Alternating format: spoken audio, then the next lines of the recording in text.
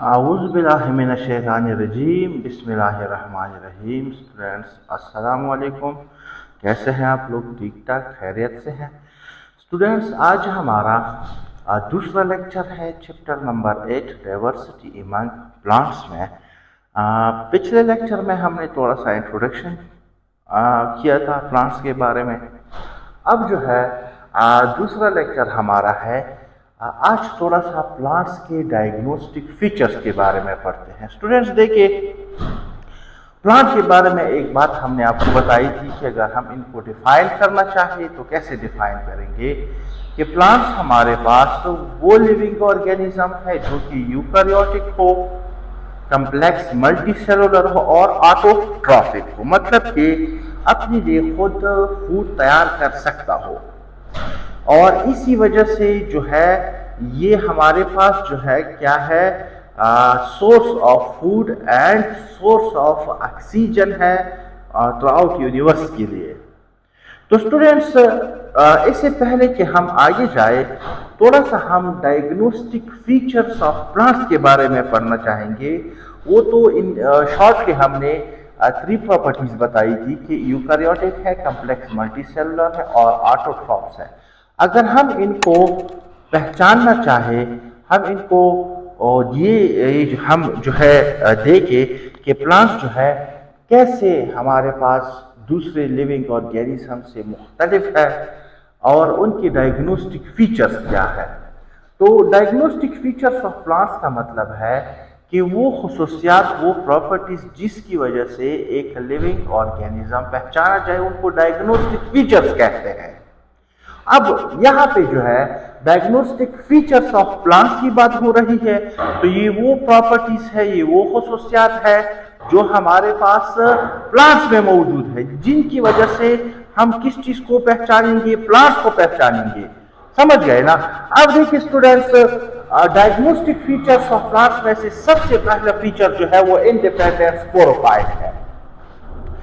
ये चीज जो है आप लोगों को थोड़ा सा समझना होगा, बड़ा आसान है, इजी है, इसमें कोई ऐसी बात नहीं है। सबसे पहले हम एक चीज, मैं नेक्स्ट लेक्चर्स में पढ़ाऊंगा स्पोरोफाइट क्या है, गेमिटोफाइट क्या है, टर्मिनेशन ऑफ जनरेशन क्या है, लेकिन यहाँ पे आप लोगों ने सिर्फ जहन में ये चीज बिठाना है कि जो प्लांट्स है स्पेशली वेस्कुलर प्लांट्स। देखिए स्टूडेंट्स, कौन से प्लांट्स स्पेशली वेस्कुलर प्लांट्स। ये जो वेस्कुलर प्लांट्स है ये हमारे पास, जिसमें हमारे पास कौन क्या क्या आते हैं, टेरिडोफाइट्स, जिम्नोस्पर्म और एंजियोस्पर्म्स। ठीक है, जो कि मॉडर्न लिविंग प्लांट्स है आजकल, जो बहुत ज्यादा डोमिनेंट है अर्थ पे, ये वो प्लांट्स है। टेरिडोफाइट्स है, जिम्नोस्पर्म है और एंजियोस्पर्म है। टेरिडोफाइट्स हमारे पास primitive form of vascular plants है, ठीक है, और ये हमारे पास जो है एवोल्यूशन हो के इससे फिर आगे जिम्नोस्पर्म और एंजियोस्पर्म प्रोड्यूस होते हैं। ये वेस्कुलर प्लांट्स की कैटेगरीज जो है, इनके डिफरेंट कैटेगरीज है, ठीक है। अब देखिए इनमें हमारे पास इंडिपेंडेंट स्पोरोफिटिक बॉडी होती है। ये आप लोग अभी सिर्फ जहन में रखें कि इसका मतलब क्या है, इंडिपेंडेंट स्पोरोफाइट है। इंडिपेंडेंट स्पोरोफाइट मतलब ये है कि वो जनरेशन प्लांट का जो सीड से जो है निकलता है, ठीक है, वो हमारे पास इंडिपेंडेंट है। इंडिपेंडेंट का मतलब ये है कि फोटोसिंथेटिक है। समझ जाएगा? तो जनाब इनके जो हमारे पास वेस्कुलर प्लांट्स में टेरिडोफाइट्स हो गए, जिम्नोस्पर्म हो गए, एंजियोस्पर्म हो गए, इंडिपेंडेंट स्पोरोफिटिक बॉडी है, जिसमें हमारे पास क्या क्या आ सकते हैं स्टूडेंट्स, ट्रीज है, श्रब्स है या हर्ब्स है। जो भी हमारे पास इनके डिफरेंट कैटेगरीज हो, ट्रीज मीन वुडी प्लांट्स है, श्रब जो है शॉर्ट हाइटेड वुडी प्लांट्स है, हर्ब्स जो है नॉन वुडी प्लांट्स है, ठीक है। इनमें इंडिपेंडेंट होता है स्पोरोफिटिक जनरेशन। मतलब यह है कि जब हम कोई सीड जो है हम बोते हैं सॉइल में, जब उससे हमारे पास सीडलिंग निकलता है, सीडलिंग से एक प्लांट बॉडी बनती है। उस प्लांट बॉडी को हम क्या कहते हैं स्टूडेंट्स, स्पोरोफाइट कहते हैं, ठीक है। ये एक सीड है, इसको हमने सॉइल के हवाले कर दिया। इससे हमारे पास जो प्लांट बॉडी बन रही है ये स्पोरोफिटिक प्लांट बॉडी है, क्योंकि सीड से जो है ये हमारे पास बन रहा है। अब ये अगर जो जिन प्लांट्स का सीड से निकलता हुआ जो पार्ट है, जो पार्ट्स ऑफ द बॉडी है, वो अगर फोटोसिंथेटिक है, वो इंडिपेंडेंट है, वो अपने लिए खुद खुराक तैयार कर सकते हैं, वो पार्ट जो है हमारे पास, फिर हम कहेंगे कि इनका स्पोरोफिटिक जनरेशन जो है वो इंडिपेंडेंट है। अब देखिए इसी प्लांट के अंदर जब हमारे पास फ्लावर फॉर्मेशन होता है, जब हमारे पास इसके अंदर फ्लावर फॉर्मेशन होगा, फ्लावर वो रिप्रोडक्टिव ऑर्गन है, इसके अंदर गैमीट्स बनते हैं। फ्लावर्स के अंदर मेल गैमीट पोलन ग्रेन्स और फीमेल गैमीट एग्स, ये जब बनेंगे ये फ्लावर के अंदर बनेंगे। ये फ्लावर जो है ये कंप्लीटली डिपेंडेंट है वेस्कुलर प्लांट्स में स्पोरोफिटिक बॉडी पे, क्योंकि ये फ्लावर इसी का हिस्सा है, ना ये फोटोसिंथेटिक है, ना खुद ये अपने लिए खुराक तैयार कर सकता है। ये कंप्लीटली डिपेंडेंट है किस चीज पे, इस प्लांट बॉडी पे कंप्लीटली डिपेंडेंट है। तो इसीलिए हम क्या कहेंगे कि इनका गेमिटोफाइट जो कि इनका फ्लावर है, ये गेमिटोफाइट क्या होता है, स्मॉल होता है, रिड्यूस्ड होता है, नॉन ग्रीन होता है, नॉन फोटोसिंथेटिक होता है। और इनका स्पोरोफाइट जो है वो क्या होता है, ग्रीन होता है, फोटोसिंथेटिक होता है, इंडिपेंडेंट होता है। तो सबसे पहला फीचर प्लांट्स का यही है कि इनमें जो है स्पोरोफिटिक जनरेशन जो है वो इंडिपेंडेंट होता है। अब देखिए trees have primitive sporophytes while shrubs and herbs have advanced sporophyte। इसका मतलब है कि जो ट्रीज है इनकी स्पोरोफिटिक बॉडी भी प्रिमिटिव है। प्रिमिटिव का मतलब ये है कि ये बहुत ज्यादा पहले से जो है एडवांस्ड है, और साथ में श्रब्स और हर्ब्स जो है ये हमारे पास एडवांस्ड स्पोरोफाइट रखते हैं, ठीक है। और इनमें से थोड़ी सी चेंजेस आती है, ये मैं सब कुछ आगे पढ़ाऊंगा। मॉडिफाइड फॉर्म में है हमारे पास इनकी स्पोरोफिटिक बॉडी। यहाँ पे सिर्फ आप लोग जहन में ये रखें कि इनकी प्लांट बॉडी जो है इंडिपेंडेंट स्पोरोफाइट है।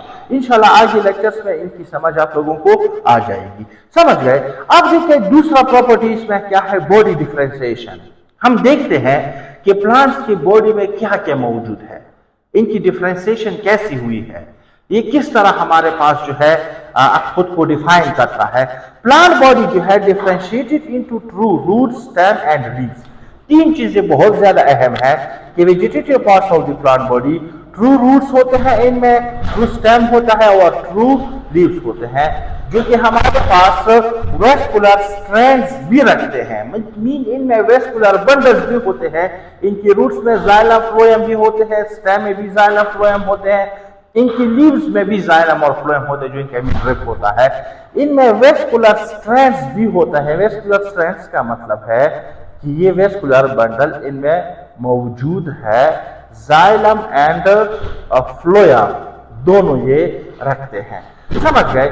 मतलब है कि बॉडी अगर देखे यहां से इनकी क्या बनते हैं, अगर इसी का हम मिसालें लिए, इनकी रूट बनते हैं, इसी से इनका स्टेम बनता है, यहाँ पे इनके क्या बन जाते हैं, लीव्स।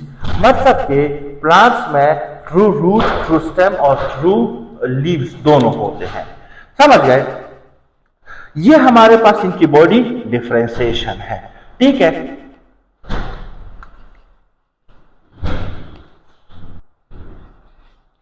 अब देखिए स्टूडेंट्स तीसरी प्रॉपर्टी मोटिलिटी। अगर प्लांट्स में हम देखें कि इनकी मोटिलिटी, एबिलिटी ऑफ मूवमेंट इनका कैसा है, ज्यादातर प्लांट्स जो है नॉन मोटाइल होते हैं, आप लोगों को पता है। प्लांट स्टेशनरी होते हैं, एक ही जगह पे जो है वो कायम दायम रहते हैं, वो मूवमेंट नहीं कर सकते। और ये फिक्स्ड होते हैं टू सॉइल, एंकर होते हैं सॉइल में, फिक्स्ड होते हैं सॉइल में, और ये स्टेशनरी और फिक्स्ड होते हैं एक ही पोजीशन पे।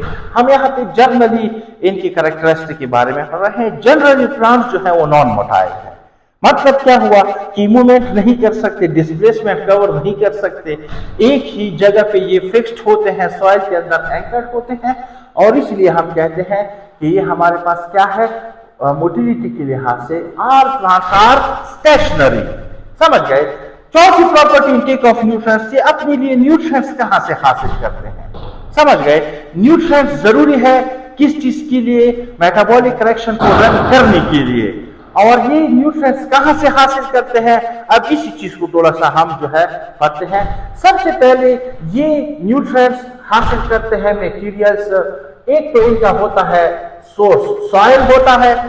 मैंने 10वीं लेक्चर में 10वीं चैप्टर में भी इनके बारे में तफसीलन बहस की है कि ये सॉइल के अंदर जो रूटेड है ये से क्या हासिल करते हैं मटेरियल्स, किस चीज की फॉर्म में, सोल्यूशन की सूरत में, ठीक है।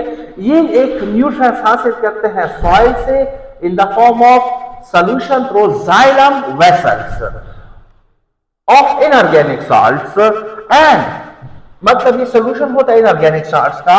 और दूसरा जो मेन सोर्स है इनकी न्यूट्रिएंट्स का वो कौन सा है, वो है स्टूडेंट्स एटमॉस्फेयर।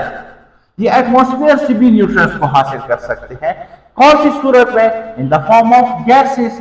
जिस तरह हमें मालूम है कि एटमॉस्फेयर से ये कार्बन डाइऑक्साइड और ऑक्सीजन ये हमारे पास प्लांट को जरूरी होते हैं, ये एटमॉस्फेयर से लेते हैं, स्टोमेटा के जरिए से, सॉइल से, इन द फॉर्म ऑफ सॉल्यूशन हम कह सकते हैं। किस चीज के जरिए से हासिल करते हैं, थ्रू जाइलम। ये जाइलम वेसल्स के जरिए से जो है ये न्यूट्रिएंट्स हासिल करते हैं रूट हेयर्स की मदद से, और ये with the help of stomata, stomata की मदद से जो है ये न्यूट्रिएंट्स को क्या करते हैं स्टूडेंट्स, ये हासिल करते हैं, समझ गए। मतलब कि इनकी न्यूट्रिएंट्स के सोर्सेस दो हो गए, एक हो गया हमारे पास सॉइल और दूसरा हो गया एटमॉस्फेयर, समझ गए, ठीक है। अब देखिए नेक्स्ट जो है फोटोसिंथेटिक पिगमेंट। ऑलरेडी आप लोगों को मालूम है कि फोटोसिंथेटिक पिगमेंट प्लांट में कौन कौन से है। फोटोसिंथेटिक पिगमेंट्स की अगर बात की जाए, प्लांट्स में हमारे पास सबसे जो मेन फोटोसिंथेटिक पिगमेंट है जो ज्यादा रिस्पॉन्सिबल है किस चीज के लिए, हमारे पास फोटोसिंथेसिस के लिए, वो कौन सा पिगमेंट है स्टूडेंट्स, वो है क्लोरोफिल। इनमें हमारे पास फोटोसिंथेटिक पिगमेंट क्लोरोफिल होता है, जिसकी वजह से ये अपना कॉम्प्लेक्स फूड खुद तैयार कर सकता है, ठीक है। Food material from simpler substances by the process of photosynthesis. जिस तरह स्टूडेंट्स आप लोगों को मालूम है फोटोसिंथेसिस का प्रोसेस कैसे होता है, जिस तरह हम देखते हैं इनमें कार्बन डाइऑक्साइड प्लस वाटर जो है कंबाइन होकर क्या बनाता है, C6H12O6 प्लस O2 बनाता है। अब देखिए ये जो फोटोसिंथेसिस हो रहा है, एक तो हमारे पास मौजूद है सनलाइट की मौजूदगी में होता है, ये सनलाइट मौजूद होगा। दूसरा है क्लोरोफिल। क्लोरोफिल का रोल क्या है, ये क्या करता है, सनलाइट को ट्रैप करता है और उसी ट्रैप सनलाइट को केमिकल एनर्जी में कन्वर्ट करता है। मीन अगर हम शॉर्टली का ग्लूकोज बनाता है, ठीक है, ग्लूकोज के अंदर एनर्जी स्टोर होती है इन the form of chemical form में होता है, इनकी एनर्जी इनके बॉन्डेड सूरत में ये एनर्जी स्टोर होती है। ये जो है फोटोसिंथेटिक पिगमेंट प्लांट्स में जो है वो क्या है, क्लोरोफिल है, जिसकी वजह से वो फोटोसिंथेसिस कर सकता है, समझ गए। अब नेक्स्ट प्रॉपर्टी जो है इनमें ग्रोथ है। ग्रोथ जो है प्लांट में कैसे होता है स्टूडेंट्स, ग्रोथ की हवाले से भी मैं तफसीलन बहस कर चुका हूं हमारे 10वें चैप्टर में कि ग्रोथ जो है ये सिर्फ और सिर्फ प्लांट्स में कुछ ही जगहों तक महदूद रहती है। It is generally restricted to places near tips of organ. जिस तरह हमारे पास रूट टिप्स है, शूट टिप्स है, मेरिस्टेम्स जो है मेरिस्टेमेटिक टिश्यू, जिसको हम shortly layer of meristematic tissue को हम शॉर्टली मेरिस्टेम का नाम देते हैं, इनका ग्रोथ जो है रेस्ट्रिक्टेड है टिप्स ऑफ ऑर्गन। मीन हमारे पास क्या आते हैं, इनमें हमारे पास आता है रूट टिप जो कि मेरिस्टेम है एंड शूट टिप। प्लांट में ग्रोथ इन ही रीजन में होता है और कंटिन्यूस होता है at regular interval through out life. इस टाइप ऑफ ग्रोथ को हम कौन सा ग्रोथ कहते हैं स्टूडेंट्स, ये भी मैंने बताया है, अगर वो वीडियोस आप लोग देखें। इनडिटरमिनेट ग्रोथ, इनमें जो ग्रोथ होता है उसको हम क्या कहते हैं स्टूडेंट्स, इनडिटरमिनेट ग्रोथ कहते हैं। ये एक ऐसा ग्रोथ है जो थ्रू आउट लाइफ कंटिन्यूड होता है। जिस तरह प्लांट्स में, जिस तरह एनिमल्स है, हमें डिटरमिनेट ग्रोथ है, एक स्टेज तक होता है उसके बाद फिर स्टॉप हो जाता है। इनमें ग्रोथ जो है दो बातें हो गई, restricted to meristem, root tip और शूट टिप में, और ये कंटिन्यूड होते थ्रू आउट लाइफ। मीन इनका ग्रोथ जो है क्या है, इनडिटर्मिनेट है। समझ गए। नेक्स्ट आते हैं इनकी सेल वॉल की तरफ। सातवीं फीचर जो है, प्लांट्स में सेल वॉल होता है, ऑलरेडी आप लोगों को पता है। इनमें टाइट सेल वॉल होता है जो कि किस चीज से बनता है स्टूडेंट्स, सेलुलोज से बनता है। ये पॉइंट तो आसान है, आप लोगों को पता है। इनमें सेल वॉल भी होता है और ये बनता भी हमारे पास क्या होता है, सेलुलोज से।